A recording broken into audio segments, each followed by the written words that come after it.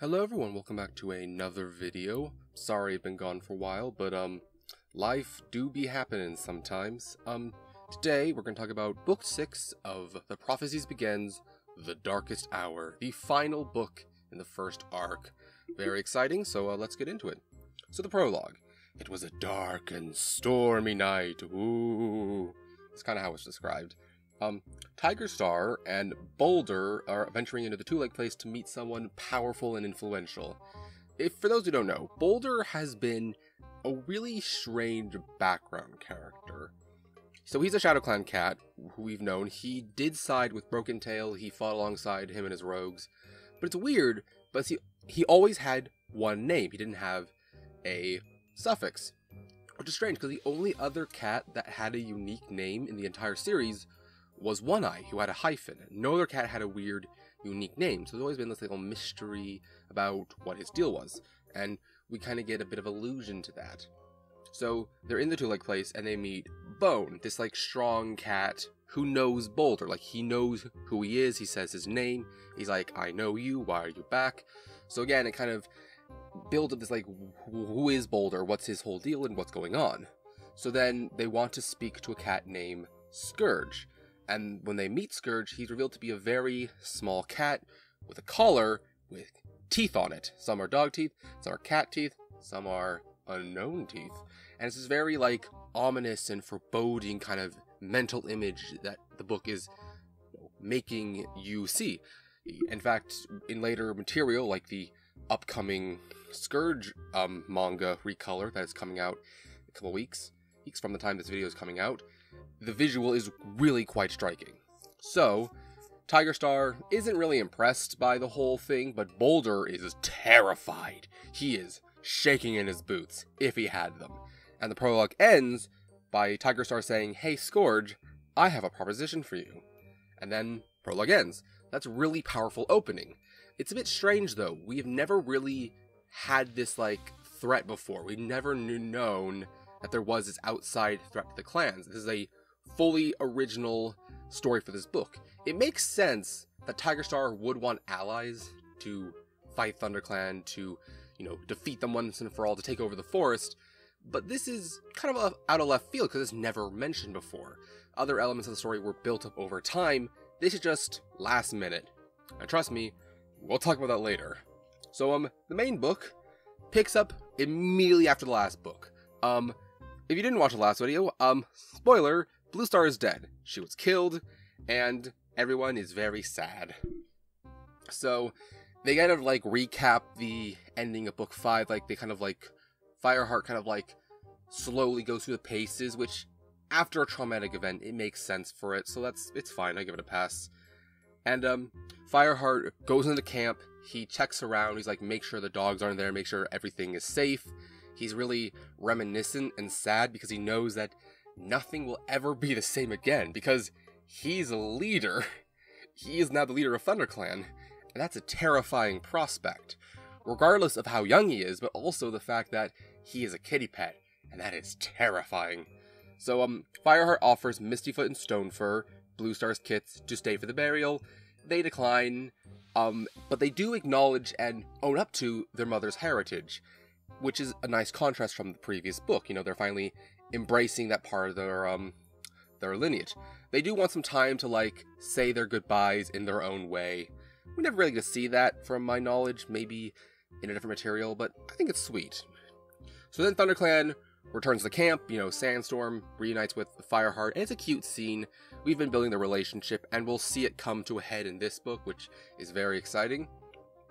There's also a cute Cloudtail and Lostface moment. They're he's helping her, and they're gonna end up together, which, is very cute, and I'm very happy of what they did with Lostface and Cloudtail. Probably the only couple, to my knowledge, in all of Werecats that doesn't really have any haters. There are people who disagree with a lot of relationships, and I don't really bother myself with that because it's just too much work. Relationships are weird. But this is one of the few that don't have any issues for as far as I've seen, and as far as the community seems to acknowledge, which, that's pretty cool. So then, Whitestorm feels at fault for Blue Star's death. Fireheart says, nah fam, it's okay, she was she was okay. You know, her head was clear. She knew what she was doing. It's not your fault. ThunderClan is then told about her death, and everyone is sad and shocked, but is happy because Fireheart says she made peace with StarClan. So that whole drama of the last book is okay. So the ThunderClan elders decide to go prepare her body and discover the RiverClan cats. Uh-oh. So at this point, Fireheart has to explain Mistyfoot and Stonefur being Bluestar's kids. The clan doesn't immediately believe it, but some people chime up and say, like, that kind of makes sense. It's a bit weird, so they leave and Fireheart, like, calms everyone down. It's a very tense scene. I mean, emotions are running high. Like, your leader just died, you've been chased over the place by dogs. It makes sense for you to be a little bit on edge. I mean, regardless of that, you would be on edge for this revelation. It's at this point that Fireheart acknowledges for the first time he is now leader. Darkstripe doesn't like it, but the Golden Flower, I have in my notes, Golden Flower suplexes him. That's not what happens, but it basically is what happens. But pretty much everyone is, like, okay with it. They're like, oh, he's leader now, okay. So they pay their respects for Bluestar. It's very sad. Like, she was the leader for 5 books, and even way longer than we know. Like, every single person here pretty much remembers her as their leader. Like, the elders obviously don't know her, and hell, I think only half the clan knew Sunstar. So this is a truly groundbreaking moment, and heartbreaking for everyone here. During all this, Fireheart asks Brackenfur to watch Darkstripe, because Darkstripe, he's too buddy-buddy with Tigerstar, and Fireheart is wary that perhaps he knew of the dog pack, which is why in the last book he tried to get his kits out of there. But, you know, it's, you know, a little suspicious. It'll come back later. So ThunderClan buries Bluestar, and Fireheart mentally, physically, and emotionally prepares himself to go to Moonstone. So he and Cinderpelt head off. You know, they're very somber. It's very sad. They meet WindClan Patrol. Mudclaw is kind of an asshole. He always is. So they get together. They, and, you know, there's almost going to be a fight. They say that she's dead, and they let them pass. Fireheart is very unsure about becoming a leader. He doesn't think he's worthy. Cinderpelt snaps him out of it. It's like, dude, you're worthy. You're going to be a great leader. It's all good.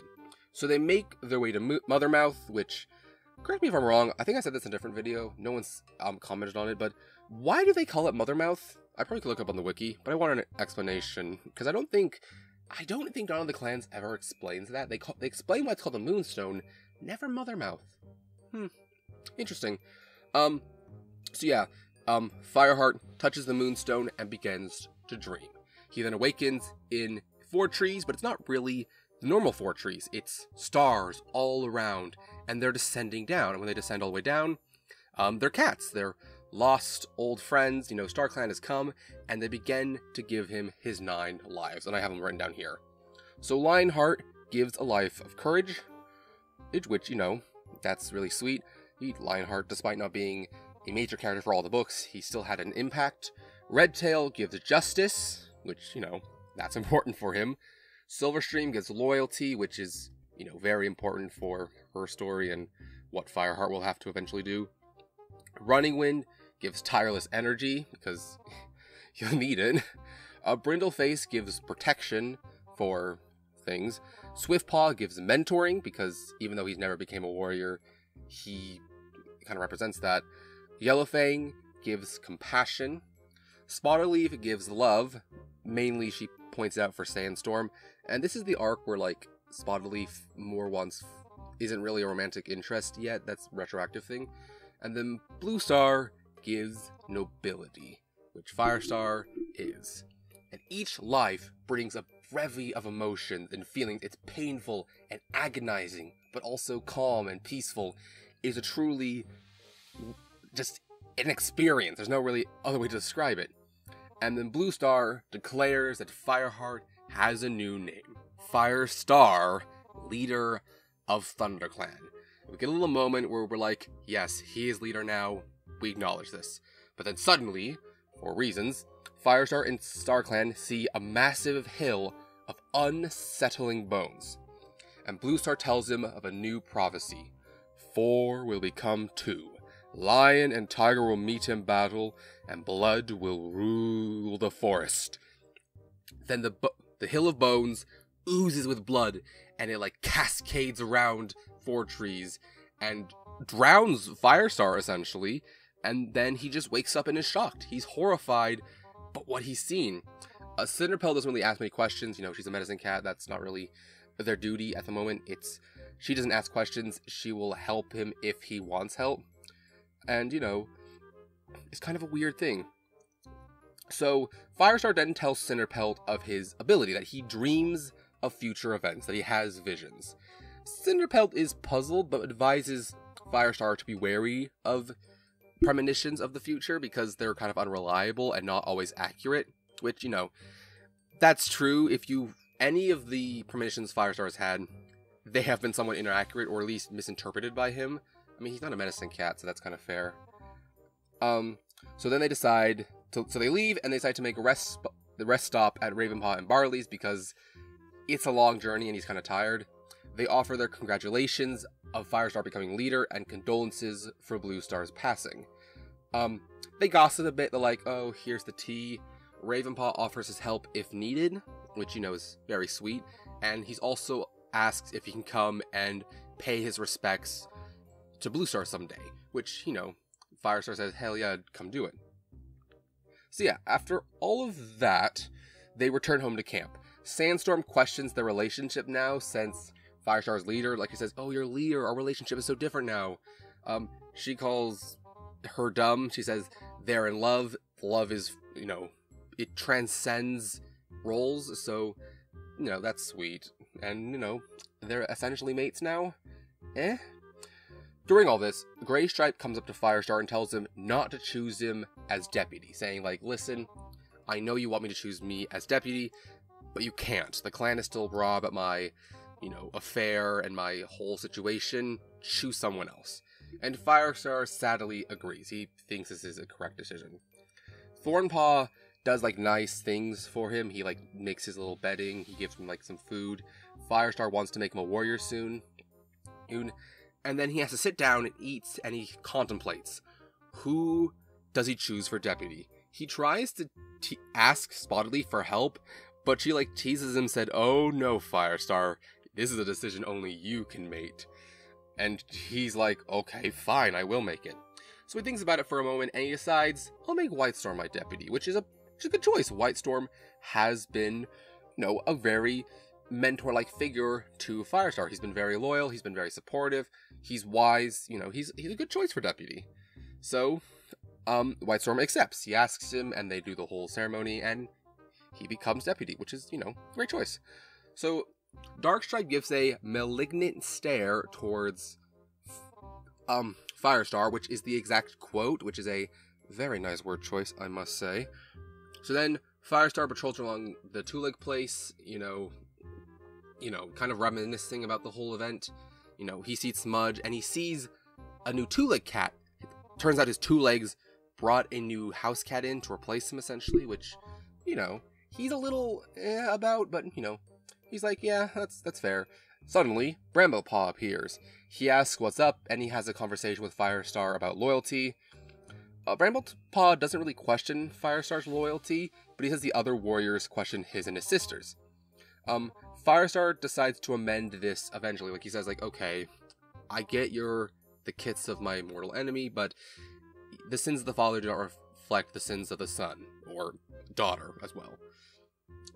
So, they then decide to patrol together. They have a nice little mentor-apprentice moment, and they come across something strange, peculiar. It's snow. And, Bramblepaw plays in the snow, and, it's a cute scene, but throughout it all, Firestar frets about the future. He's kind of like, okay, what is Tiger Star planning? Like, he knows Bluestar is dead. He's gonna strike soon. And let's talk about the Firestar and Bramblepaw relationship, because that's what I have in my notes. So the relationship between Firestar and Bramblepaw is an interesting one, because it starts out when they're kind of a kid. When Bramblepaw's a kid, and he's like, Fireheart at the time is very judgmental. Like, he doesn't want to blame him or his sister Tawny Paw for the actions of their father. But because at least Brambleclaw looks so strikingly similar, like, this is the thing that's brought up throughout the entirety of Warrior Cats. Bramblepaw is essentially in the spitting image of Tiger Star. And it, he kind of has to reconcile this. Firestar. He has to reconcile this kind of like his emotions regarding this kind of image. And he sometimes get over it, but sometimes he doesn't. Part of the reason he took him on as deputy. But as we see in this book, the relationship further develops to a point where, Firestar doesn't really judge him anymore. He sees him as his own person. He sees him for who he is. And, at this point in time, Bramblepaw is not his father. He's a good person.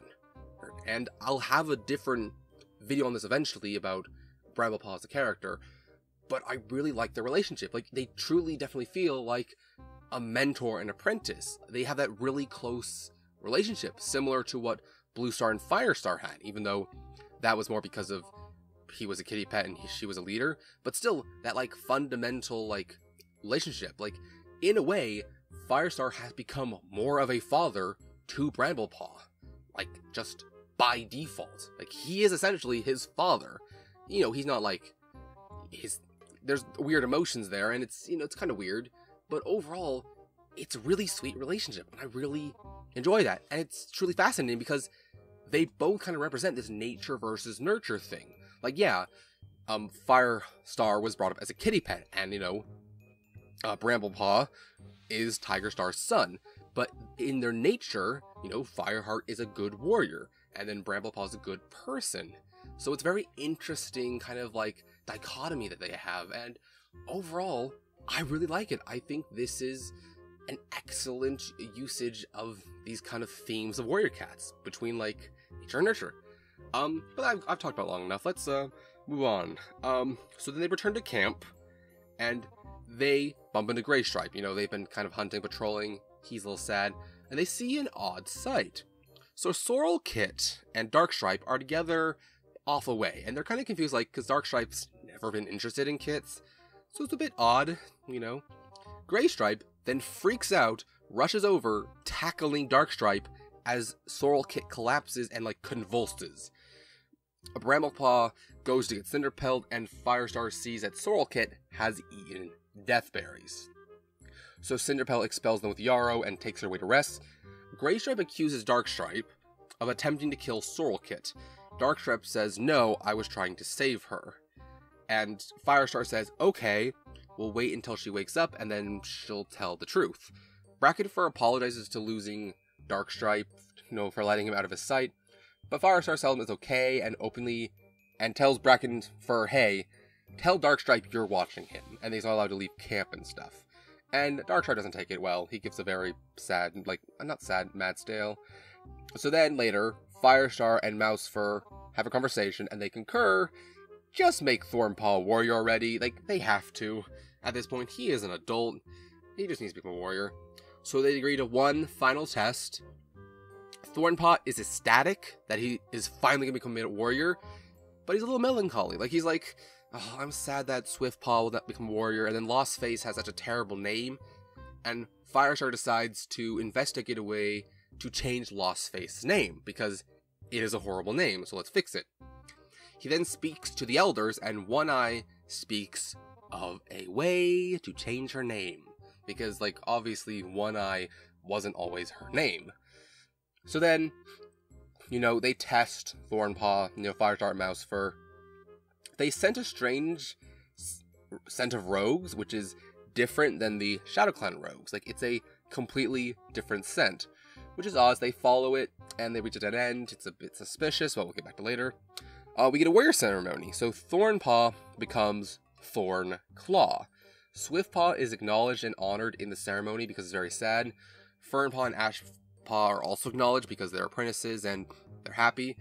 Firestar then strips Lostface of that name because it is cruel and unusual, and renames her Brightheart. And it's an amazing name. Brightheart is amazing, and this is an amazing moment. Strip that cool name, give her this amazing name. And Cloudtail and Brightheart decide they are going to continue to train and get better. Romantic tension. So then Sorrel Kid awakens and has an interesting story to tell. So she was bored, as kits often are, and she decided to follow Darkstripe.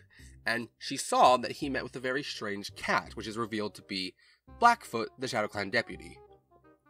So then Darkstripe found her and gave her a special treat, and then you know what happened the rest.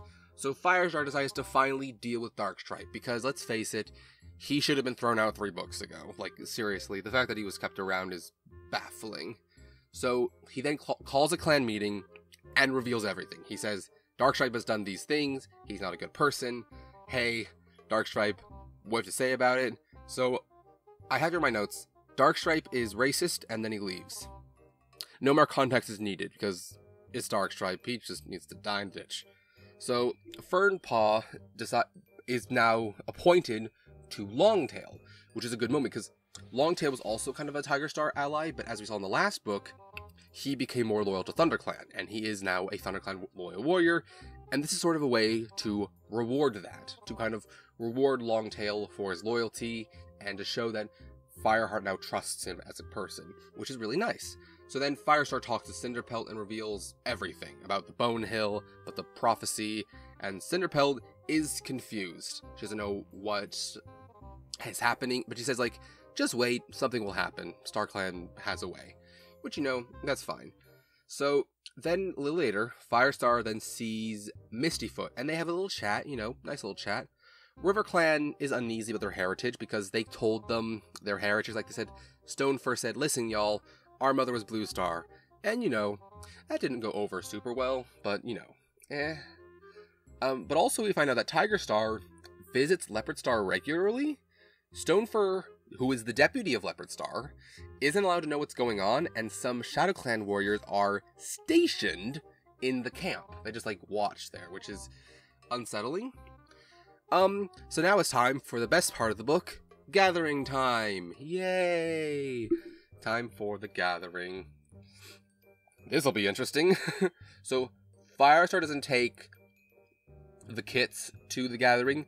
He doesn't want to accept the ultimatum made by Tiger Star in the last book. Like, last book, Tiger Star wanted Bramblepaw and Tawnypaw. Blue Star said, no, wait until the next gathering. It's the next gathering, and Firestar doesn't intend to honor the ultimatum. So, Firestar then decides to reveal at this gathering everything about Tiger Star. Like, finally reveal it. ThunderClan arrives, and so does WindClan. They're there, they kind of chat a bit. ShadowClan and RiverClan, they're a bit late. And then, Tiger Star bursts in, fashionably late. He's like the diva he is. And he declares a big change is coming to the forest. He wants to unite all 4 clans into one. And he wants to call it Tiger Clan.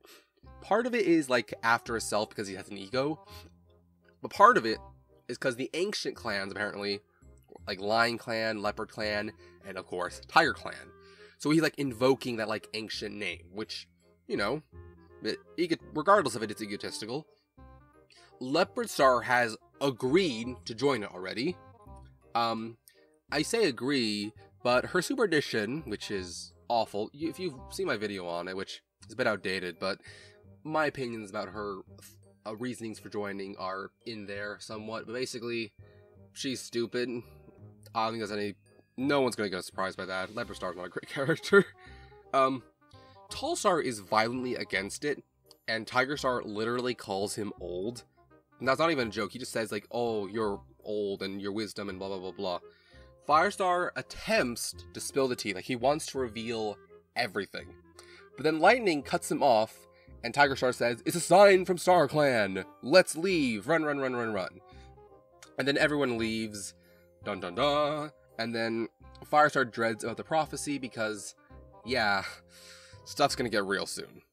So ThunderClan returned to camp and fill everyone in on what's happened. Everyone's kind of uneasy, as you would be.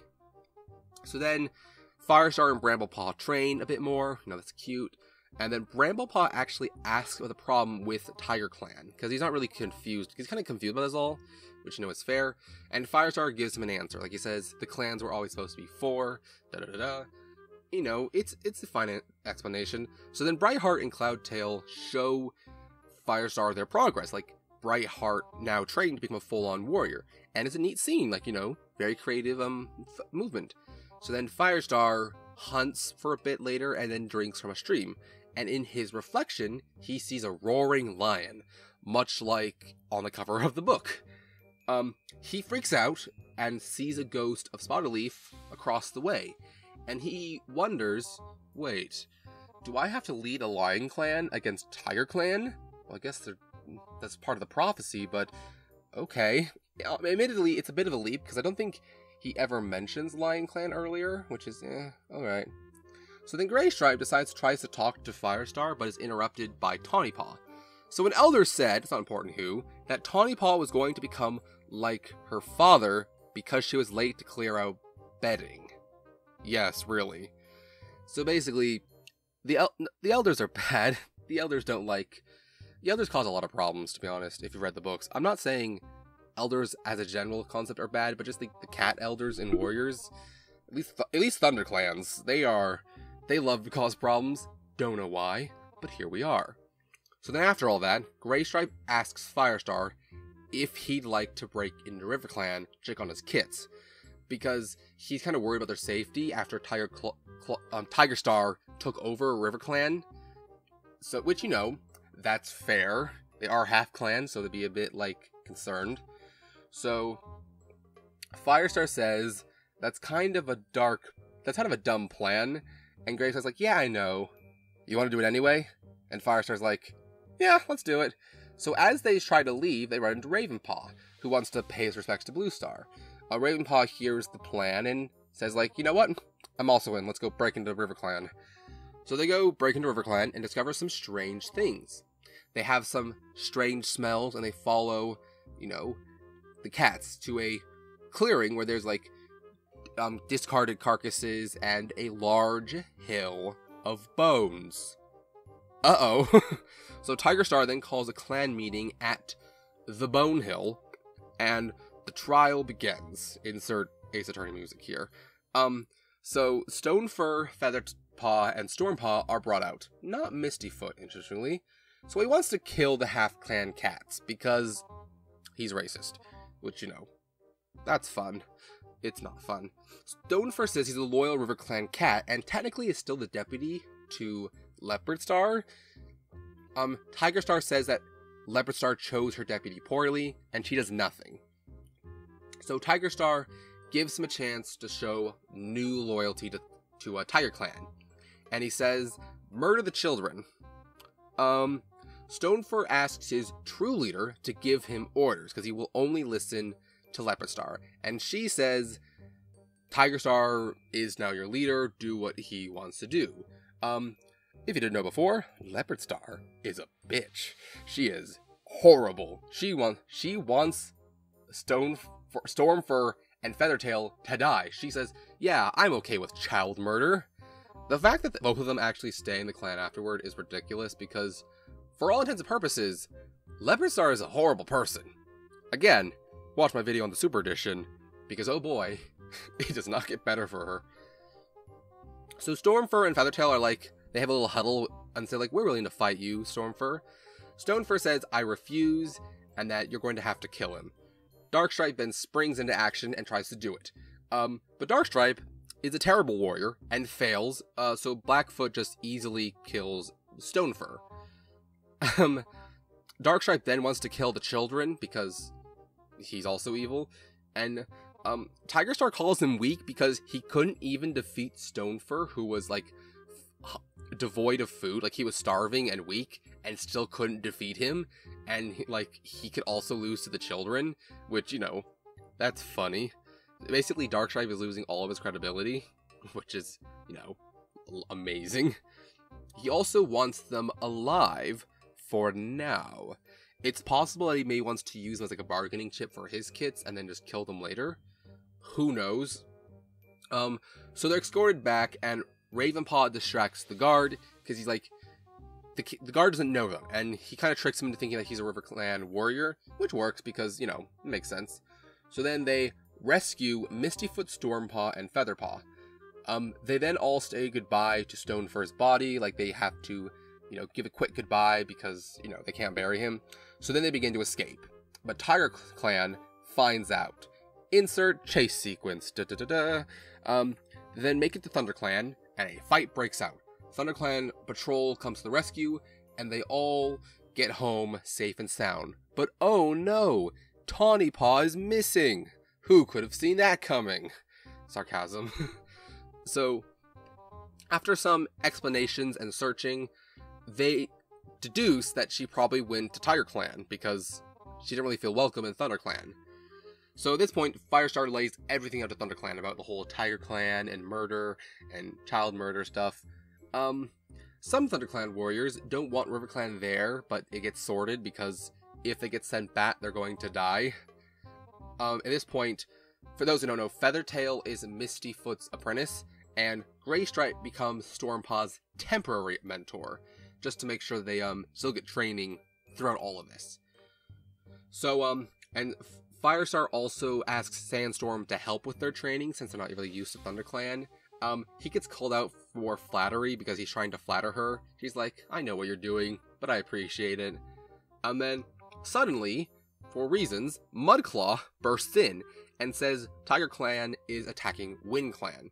So, Thunder Clan runs to Wind Clan's aid, but are they too late? Yes, the answer is yes. The damage to Wind Clan is devastating. Many cats are injured, and Tigerstar killed Gorsepaw.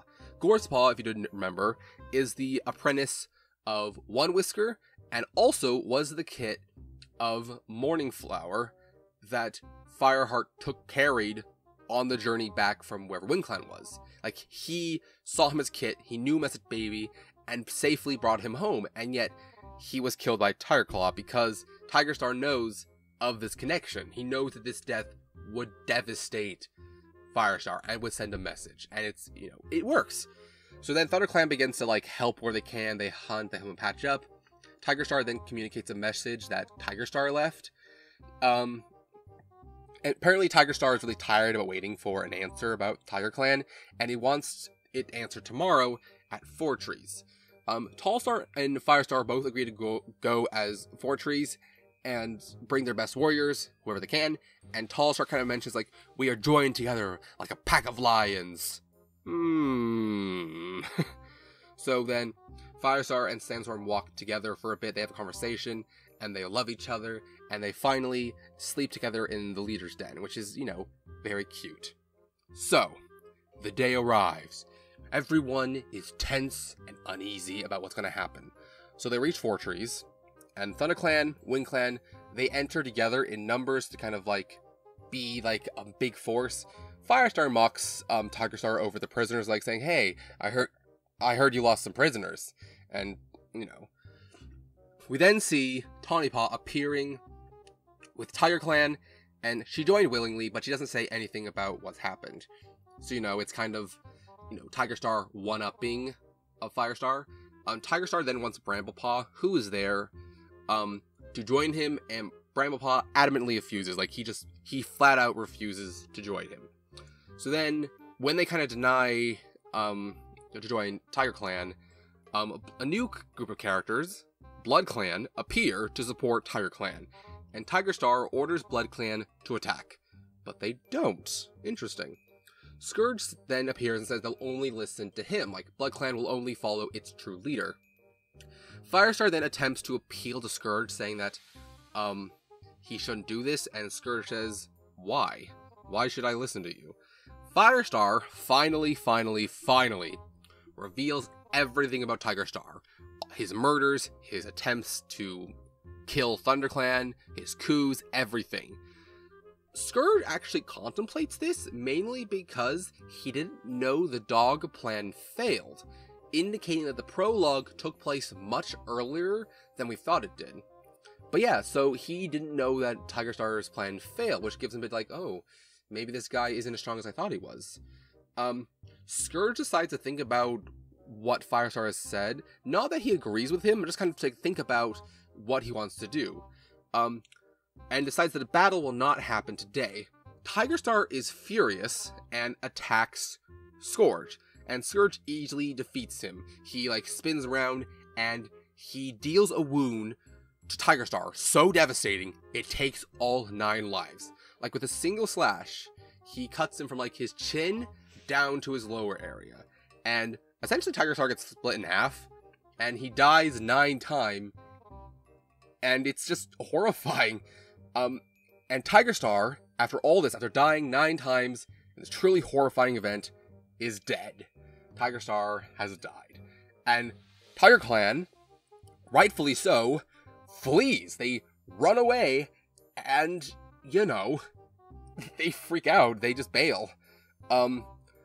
Scourge then says that he wants the entire force, and says the clans have 3 days to leave. And on the 4th day, Scourge will wait for a decision. AKA, he's gonna wait for a battle.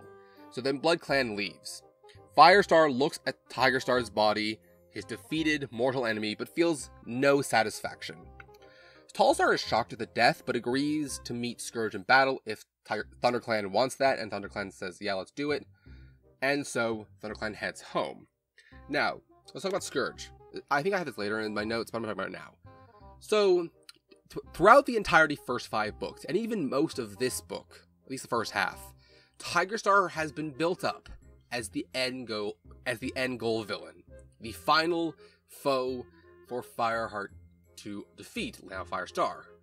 And, he just dies. You know, he gets cut in half, and he gets killed 9 times over because of a single wound. Which, again, is horrifying, but also, Scourge is now a surprise villain, because we never knew Scourge. Scourge was not hinted at any book. This is the first book we hear about Scourge, the first book where Scourge is a threat, and the first book where Scourge is the ultimate enemy. And here's the thing. Is it disappointing that we don't get a Firestar versus Tiger Star battle in this book? Yes. I think, overall, this is not the best decision they could have made in terms of, you know, building up to this ultimate battle and then introducing a new threat by having kill the old threat. It's a bit lackluster. But at the same time, despite this being like the only book where Scourge is really a threat, it's effective. Like, Scourge is really effective as a character in this book. He is truly terrifying, and they do show that, not just because of what happened here, but also the way he's described, the way they talk about him. He is truly built up to be this force of nature, essentially. So, again, like I said, is it disappointing that we don't get Firestar and Tiger Star? Yes, that battle is disappointing we don't get that battle, especially from Firestar's perspective. But I don't think it's totally fair to say that this is a disappointment. It's lackluster, but I think Scourge works for what they were wanting to do. Still, the biggest problem is, I don't know, because for those who don't know, Warriors was only planned to be 1 arc, and the only reason they have more arcs is because it got popular.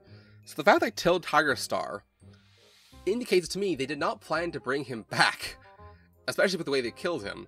So I don't know if the decision to kill him was made before or after they decided to do more books. So I don't know.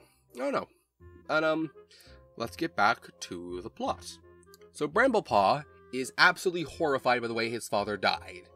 Fair. That is not a good way to die. And he also says that he'll never be free of his father's legacy. He also asks if Tawny Paw may come back if she wants to, and Firestar says, yeah, sure, why not?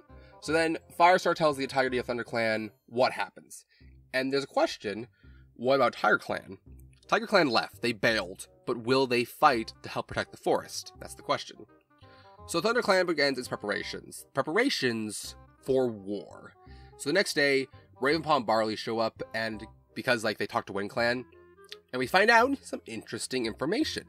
Barley was once a member of Blood Clan, and he details the lore. So he details what their structure is, and also what their kind of weakness is. Their weakness is they don't believe in Star Clan. And as a consequence of this, they don't have a medicine cat. Meaning if a cat gets injured, they stay injured. And Ravenpaw and Barley, because they agreed to help fight Blood Clan. Which, for cats that kind of want to stay neutral, at least Barley does, that's a pretty cool thing to happen. So they also, they leave, and patrols indicate that Blood Clan have taken the Shadow Clan camp, and they're now in their territory.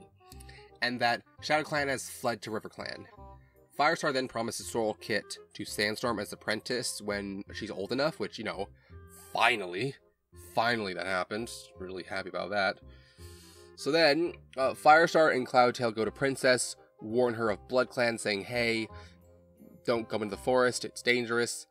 So then, White Storm then tells Firestar his perspective of the situation. Like, he says, here's my opinion. Like, he kind of talks about, like, maybe we should leave, maybe we should, you know, it's not that I don't want to go to the forest, it's that for the sake of the clan, maybe it's the right decision. Firestar, like, respectfully says, you know, we should fight for this, and White Storm says, you're a leader, I will respect your choices. You know, it's a very, very interesting kind of situation. So, Firestar then dreams and calls out Star Clan, because, you know, why did they let Tiger Star do what he did? Why did all of this happen? And Blue Star says that Star Clan's job is to watch, not to interfere. Which, side note, this is true for most of the early arcs, not so much for later arcs. Like stuff like arcs 6, 7, 8. Hell no, Star Clan's very involved, which is annoying. So then Firestar kind of contemplates what to do and decides, I'm gonna River Clan. Like, you know, they have to help. They must help. Leopard Star then says, the forest is doomed, we're all gonna die. Blood Clan's gonna kill everyone. Firestar then proposes an alliance. Leopard Star thinks about it, but, agrees to, you know, join them. Darkstripe says, this is a horrible decision, let's not do this, and Leopard Star says, go screw yourself, Darkstripe, because it's Darkstripe. Boulder then reveals his past association with Blood Clan and Tiger Star's plan. He admits to saying, listen, it wasn't a good plan. But yeah. So then we also find out that Blood Clan attacked Shadow Clan camp directly and drove them out. So some of the Shadow Clan cats actually joined Blood Clan for safety because they thought that it would be safer for them to survive. Tawny Pelt then explains her reasons for leaving ThunderClan, which are overall pretty understandable. Like, she doesn't want to be judged, and she also doesn't want to rejoin ThunderClan. And, you know, Firestar respects this, and Bramblepaw respects this. So then Leopard Star and Blackfoot then agree that River Clan and Shadow Clan will join ThunderClan and Wind Clan in battle. Literally nobody likes Darkstripe. Like, all of the leaders do not like Darkstripe, which is funny. They also decide to take down the Bone Hill because it's a symbol of a bad part of their history and something that should never have happened. So then the day of the battle arrives. Final preparations begins. Brightheart's told she can sleep in the warrior's den if they succeed because she'd be a proper warrior, and they head off to Forestries. So ThunderClan, River Clan, Shadow Clan and Wind Clan, and the Barton Cats all gather and prepare to confront Scourge.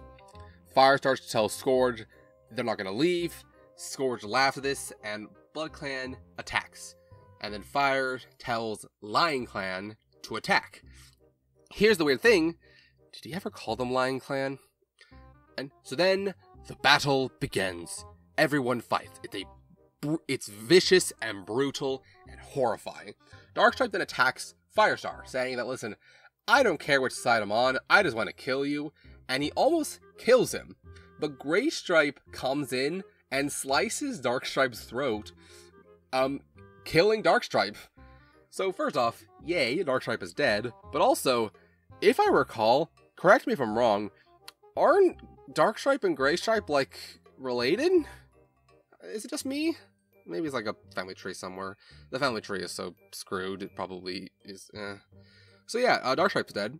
So then Bone, who is like the really big right-hand man of Scourge, I haven't mentioned because it's not really important, he then kills White Storm, who in his final moments says to Firestar, listen Firestar, you always wanted Graystripe to be your deputy, just make him his deputy. And then White Storm dies, which is sad. And Firestar says, hey, Graystripe, be my deputy. And Graystripe's like, okay. So now Graystripe's the ThunderClan deputy. So then all the apprentices, like literally all the apprentices, like all the ThunderClan apprentices, all the other apprentices, they swarm Bone and literally tear him apart. Like, that's kind of how it's described in the book. Like, they literally swarm him and like literally rip him apart. Which, you know, instead of child murder, it's child doing the murder. Yay? I don't know. So yeah, so with like bloodlust, like literal bloodlust, the apprentices chase Jaggedtooth away, who'd kind of joined Blood Clan out of fear. So then Firestar searches for Scourge because he realizes the only way to end this battle is to kill Scourge. And he finds him, and they finally face him. And they're about to fight. Just side note, fun fact, they are half-brothers, because Jake is both their father. So it's basically brother versus brother. This is weird context, and has no repercussions on the fight. I just think it's interesting. And recontextualizes this fight. Okay, let's move on. So they fight. It's a vicious, horrible battle, but Scourge's claw enhancements are just too much, because Scourge on his claws has dog tooths, like he made them sharper and more vicious, so he can like tear into cats more easily, and Firestar is ripped apart and killed. So then Firestar then reawakens in Fortress, but it's the Fortress in StarClan, and we find out Firestar has lost his first life. And we actually get a moment to see what that looks like. Like, we see, like, his spirit in StarClan, like, albeit a transparent one. Like, it's a very faint outline. So we find out that, like, every time he loses a life, he'll become more and more present in StarClan, which, you know, is an interesting concept. And StarClan also gives some encouragement, saying that there were never 4 clans, they were 5 clans. Here's the thing. I think the original intent was that it was going to be, like, StarClan was the 5th clan, always a part of the forest, but now it could be interpreted as SkyClan, even though that doesn't make a lot of sense, but I just thought I'd point it out because that's the line they use. But yeah, it's probably StarClan as the 5th clan, but you could recontextualize it as SkyClan, even though that makes a little less sense. Anyway, Firestar then resurrects and calls out Scourge, who's like, wait, I just killed you, how are you back to life? This causes Firestar to realize Scourge's non-belief in StarClan means that his greatest weakness is that he doesn't have 9 lives, meaning when he dies, he'll stay dead. So they once again fight, and Firestar barely manages to surprise Scourge in a very similar way to him surprising Tigerstar, like Scourge did, and slices Scourge's belly up to his throat, and bites it, and then Scourge just thrashes around, you know, can't really do much, and chokes on his own blood. Scourge chokes on his own blood and finally dies. Blood Clan, seeing their leader dead, freaks out, and Lion Clan has won. In the aftermath, the survivors pick up the pieces and separate back into their own clans, with Lion Clan essentially being no more. Leopard Star then congratulates Firestar, saying Tiger Clan has ended, you know, she split it up, and now Mistyfoot is River Clan's new deputy. She was apparently asked before the battle, which she accepts to make River Clan battle, which it makes sense for Mistyfoot to accept, but Leopardstar's still an asshole. No, Leopardstar. I'm actually really happy in, like, the, what's it called? Feathertail graphic novel, where Leopardstar gets, like, really brutally beat up, and, like, there's actually imagery of her, like, horribly wounded. Because, like, yeah, it's deserved. But yeah, Stormpaw and Feathertail also rejoin River Clan. You know, they talk to their father. It's a sad moment, but, you know, eh. So, Blackfoot is now Shadow Clan's proper leader, and he takes Shadow Clan home and wishes Firestar luck, and that Shadow Clan will hopefully learn from their mistakes. Firestar says, listen, learn from your mistakes, because you killed Stonefur. Blackfoot says nothing and just leaves, and, you know, hopefully stuff will happen there. Ravenpaw and Barley check in. They say, hey, thank you for coming. And then Ravenpaw and Barley say, like, hey, we're going to go home. It's like, cool, see you around. They leave. Wing Clan chased Blood Clan out of the forest, making sure that, you know, they were out. Tallstar is very happy, and Wing Clan leaves. So then Firestar then climbs the Great Rock and thanks Star Clan, aka the 5th clan, which is why I think it's the 5th clan, but my point still stands. And truly, in this moment, fire has saved the clans. And Book 6 ends. The Darkest Hour, the final book in the original series, aka The Prophecies Begins. And so ends Arc 1. So in conclusion, that is an excellent conclusion to Arc 1. Like I said earlier, Scourge is a surprise villain, but overall I think he works for what their intent is. It's just a good ending. It's, you know, Arc 1's over. That's it. I don't really have much to say because there's not really much to say. It's a good book. It's a great ending to a series, and overall, it's fantastic. So, what did you all think? Did you like the book? Not like the book? Think it was okay? Let me know down below. Thank you all so much for watching, and I will see you all next time, probably covering something. Have a nice day, y'all. Bye-bye.